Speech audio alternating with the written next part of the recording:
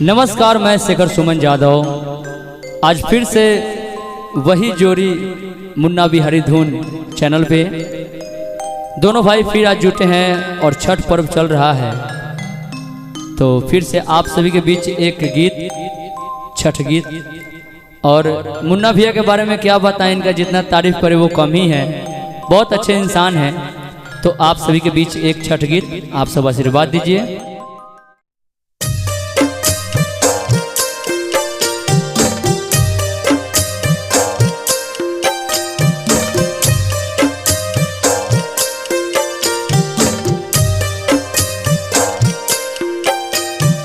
कल पेली भिजल दिवैया होगी है दीनाना। कल पेली भिजल दिवैया होगी है दीनाना।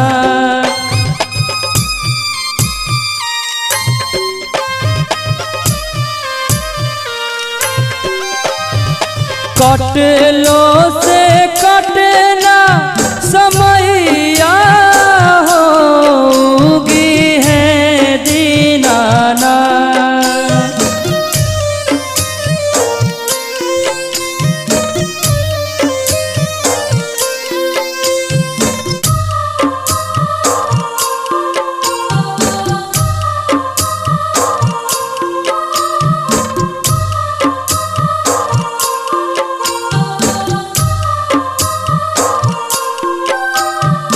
तीन दिन भूखिए के असरा लगा के कब से निहारी राह घटिया पाया के।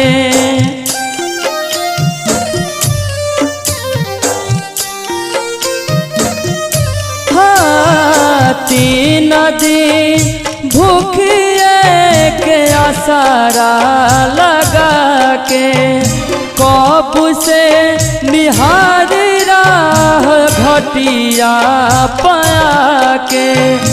बड़ी देर भइले गोसैया होगी है दीनाना।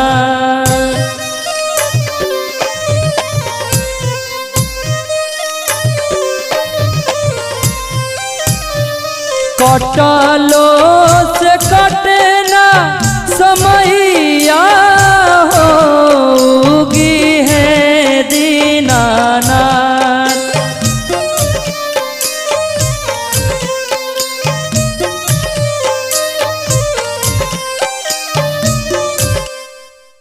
और आप सभी को मैं बता दूं कि हम लोग जो ये गा रहे हैं, बजा रहे हैं, ये कोई रिकॉर्डिंग नहीं बज रहा है। ये आप सभी के बीच देखिए लाइव बज रहा है। मैं देखिए अभी आपके सामने इसको मैंने टच किया, बजा, तो ये लाइव बज रहा है। तो आप सब बिल्कुल यह ना सोचे कि ये रिकॉर्डिंग बज रहा है। और मुन्ना भैया को तो आशीर्वाद है और इनका प्यार का जवाब नहीं है। चलिए आगे।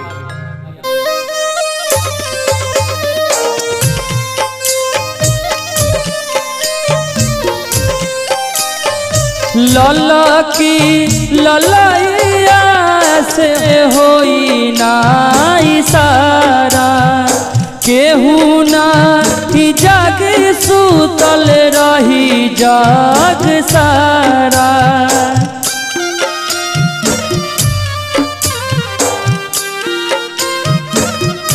हो लला की ललाइया से होई ना इशारा, केहू ना ही जाग सुतल रही जाग सारा।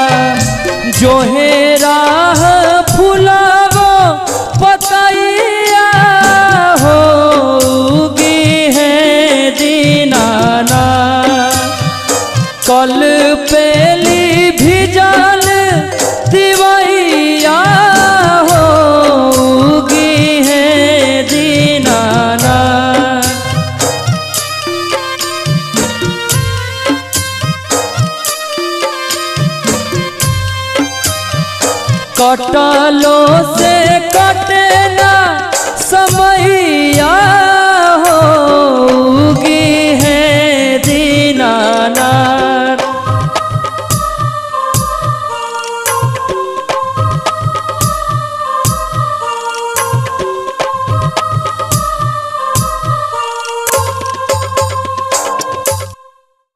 आशा कर रहा हूँ कि भाई जो गीत छठ पूजा का गीत गा रहे थे, और आशा कर रहा हूँ कि आप सबको बहुत ही अच्छा लगा होगा। और अच्छा लगता है तो आप सब पे जाइए कमेंट में लिख दीजिए कि हाँ भाई अच्छे गा रहे हैं या खराब गा रहे हैं। आप सब कमेंट जरूर कीजिएगा ताकि हम लोग को जो भी प्रॉब्लम हो गया, मतलब जो भी कमी होगा, तो हम सब अपना सुधारने का काम करेंगे, है ना। तो आज के लिए इतना ही था, फिर से मिलेंगे एक नेक्स्ट वीडियो में। तब तक के लिए good take care, bye by.